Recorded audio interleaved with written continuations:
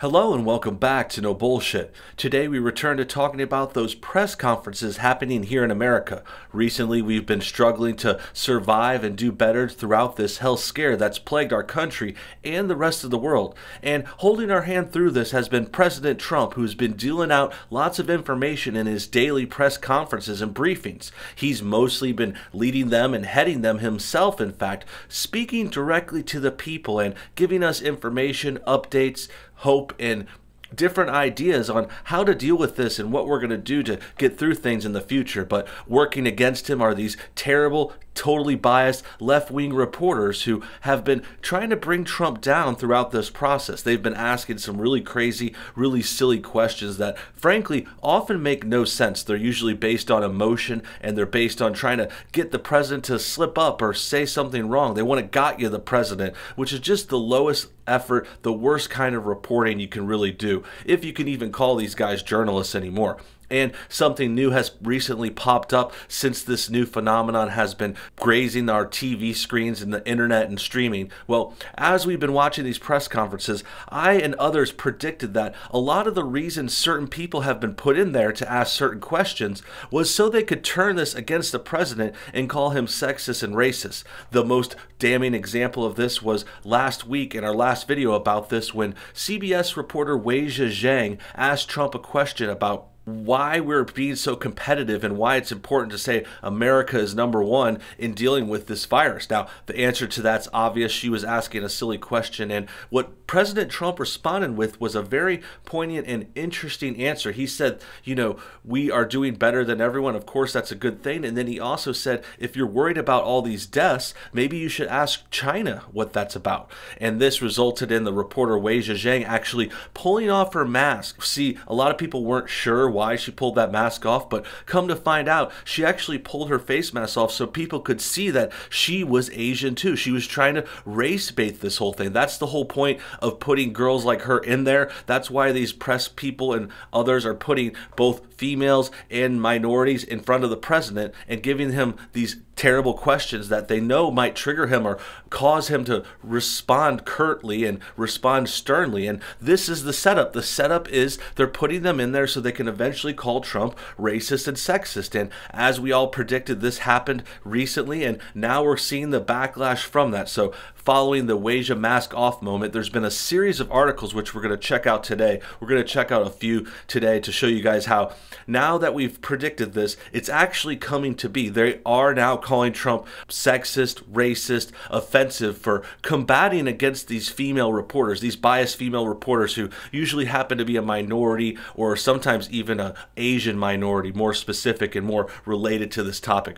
An article from The Guardian has more details on this. They're one of the articles going after Trump for this situation. Their article reads, "How Trump Has Berated, Insulted, and Demeaned Female Reporters Video." So right from the get-go, we have this title and this framing. Like I was saying before, a lot of this stress and a lot of these detractions are coming from female reporters in the press pool. They're doing this on purpose too. This is all calculated and planned. That's why they're also minorities. They want to get girls asking Trump questions so they can then call him sexist for going up against them. But really, we all know Trump would respond the same way if this was a guy or a girl, if they were white, black, or brown. He's not responding in a biased way. He's just responding to terrible people who are treating him unfairly. These reporters are acting like big babies in the press conferences. They're cutting him off. They're asking silly questions. They're being overly emotional. They're trying to take over the whole show. And Trump just doesn't put up with that. It doesn't matter if they were guys or girls. It doesn't matter what their gender or race or any of that stuff was. Trump is responding the way Trump would respond. But these articles, the biased mainstream media, the liberals out there, they're trying to make this a sexist and racist thing, as they always tend to do. So with all that said, let's first start by checking out this video from The Guardian. Why is this a global competition to you if every day Americans are still losing their lives and we're still seeing more cases every day? Well, they're losing their lives everywhere in the world, and maybe that's a question you should ask China.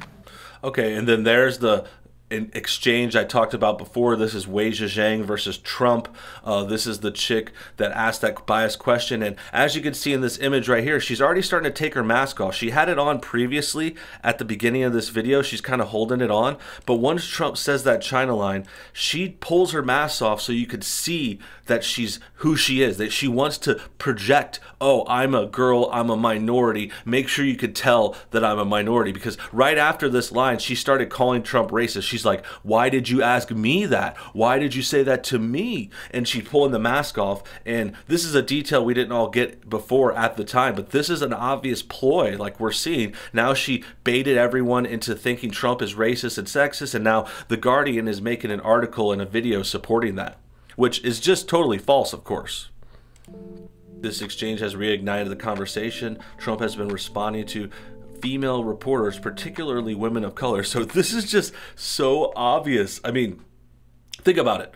I don't know if you guys have been paying attention to the press conferences, but they are mostly female reporters. Like, it's mostly female minority reporters in there. I would say maybe 75%, like maybe 1 in 4 is a guy once in a while. Rarely do you see a guy get a question that makes it to the streaming and Twitter and stuff. Like, I never see guys in these dramatic situations. It's always girls asking something silly, provoking the president, kind of like goading him. Like, they're almost entrapping him so they could get to this point. This is their point. Trump is racist and sexist because he's whatever, insulting and demeaning female reporters. But this doesn't really tell the full story, does it? I mean, Trump can be respectful. He treats reporters fine if they treat him fine. But if they come after him in a terrible way, of course he's going to respond in turn. Like, what are they expecting here? Do they expect him just to roll over and take it? Like, do they expect him to just to kiss butt on these reporters who treat him terrible? I mean, it's just a full setup. It's a full concoction. It's not based in reality. It's not Trump treating anyone differently. It's the media putting these people in front of him, getting them to ignite a controversy, and then turning on Trump for responding to it pretty much the best way possible. I mean, do you really want a weak president who bends over and takes it from these stupid CBS reporters and these girls who are making up questions with emotion, saying they don't know why the United States should be doing better than the rest of the world? Like, of course we want our country to do better. It's the most ridiculous question ever. And of course Trump flipped it on her and made a point, and then she of course was ready when he said the China line. She of course was ready, taking her mask off, trying to throw it back in his face. Expect Matt Whitaker to be involved in the Russia probe. Do you want him to? It's up to him. Do you want him to rein in Robert Mueller?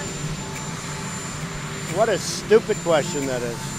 What a stupid question. But I watch you a lot. You ask a lot of stupid questions. But by the way, not Americans who are also Nice and coming easy. from China. Nice and easy. Just relax. But did you know? No. You have to do your research. So this is Wei Zhejiang again from CBS. Previously, Trump was talking to another reporter who apparently asked a lot of stupid questions. He called her out. And then now we have Wei Zhejiang again asking a silly question, being very emotional, cutting off the president. This is another issue we've covered. We've covered this part of the press conference and the press history too. And yeah, Wei Zhejiang is just not professional. She's not a serious person. She's not in it for the news. She's not trying to report facts. She's asking emotional questions in very over-the-top ways. Like, she's one of those reporters that says, why would you do that? How could you say that? Why does it matter that these people are dying? Oh my God. Like, people don't talk like that. Legitimate reporters, people looking for real information and answers to real questions, they don't talk like that. You don't act like this emotional big baby. Now, I know that could be construed as sexist too. Like, I might get called sexist for responding this way, but look at us. We're just trying to respond to what we see. If these reporters are going to come in and act immature,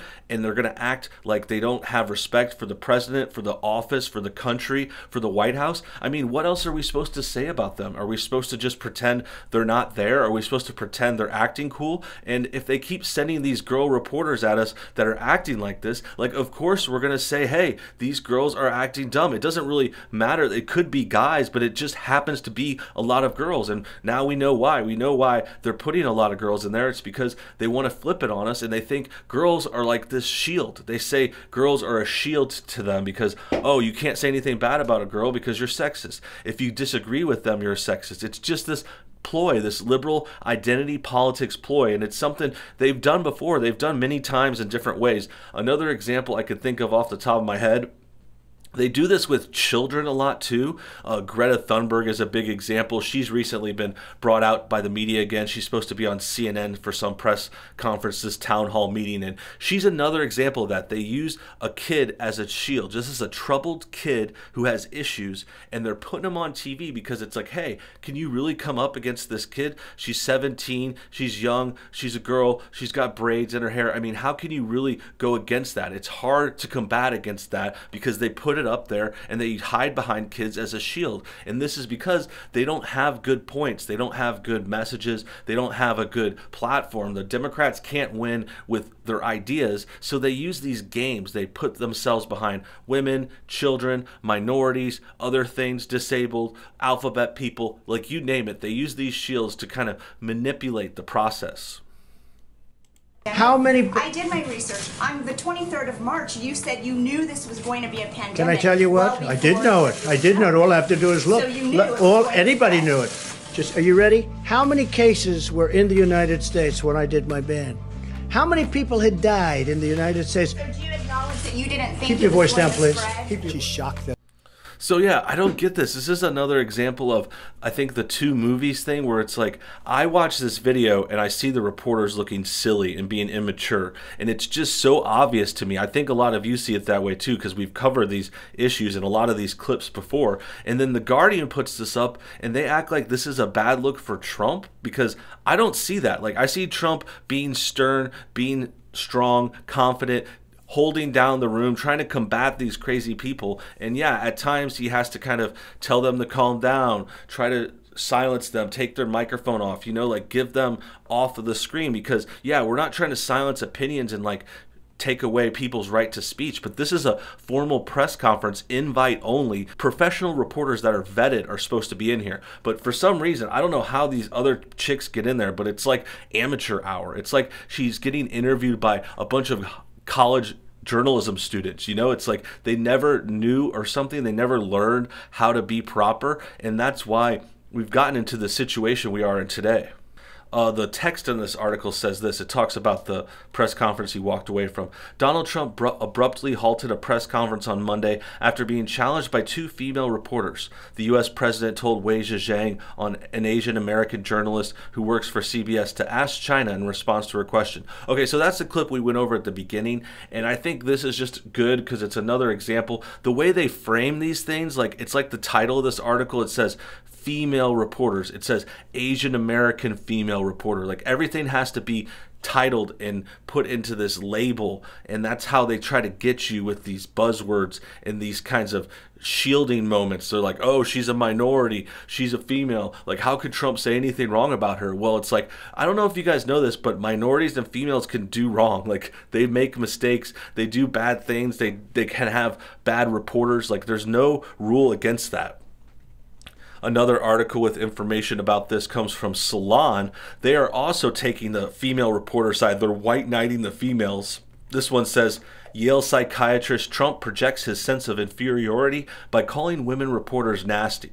Trump's mental incapacity, says Dr. Bandy X. Lee, is the greatest calamity in the nation's history. So this is Dr. Lee versus Trump, and I don't think we should be surprised. I mean, this is just a common thing. For some reason, liberal women happen to be Asians, possibly from the Far East, Middle Kingdom, and they're going against Trump. I'm not sure what that is. Is it because Trump is one of the first presidents to go against those Far East nations, to step up against the communists? I think that's probably related, and I think this defense of female reporters is related to politics, because they're just trying to white knight these women. Yeah, Trump called them nasty a few times. Well, they were acting nasty, okay? It wasn't out of nowhere. This isn't a sexist comment. Like, men could act nasty too. I know that definitely is a term typically used towards women, but perhaps it's because women have the tendency to be nasty. I'm not saying they're all nasty or this always happens. No, we're not speaking in absolutes, but the point still stands that Trump isn't being sexist. He's not being racist. This is like race baiting, classic left-wing calamity. I'm going to use one of their words right there. And yeah, they're just creating this stupid calamity, and they set him up from the get-go. That's why they put these girl reporters in there. That's why they picked ones from the Middle Kingdom that we're currently sparring with in this world kind of cold big war that we're dealing with. We're dealing with this pandemic that came from that country. They're sending in operatives after us to go after the president to try and make him look racist and sexist when he's really not. I think we can all see that now, and it's very clear that this was just a setup from the get-go. That about wraps things up. Thanks for watching today's video. Make sure you guys comment your thoughts on everything below. Tell me what you think. Have you seen these clips? Have you heard about these articles? I'm interested in what you think about this setup and whether or not the president is really as offensive as they say. Thanks again for watching. Make sure you guys hit that like button too if you enjoyed this video. And until next time, have a great day.